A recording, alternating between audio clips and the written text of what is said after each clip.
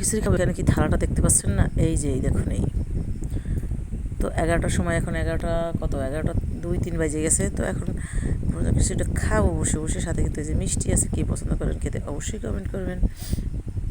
আর বেগুনিতে রয়েইছে এই যে, অবশ্য বেগুনিটা নরম হয়ে গেছে এখন।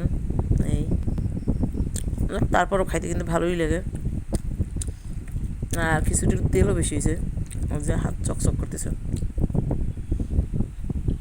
আর শব্দ হচ্ছে কিন্তু ফ্যানের। তো আমি খাচ্ছি, আপনারা দেখুন।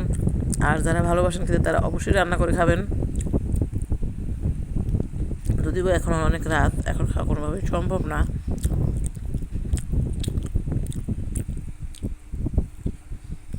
বেগুনি কে কে পছন্দ করেন তা তো যদি শুনলাম না, কমেন্ট করুন তো।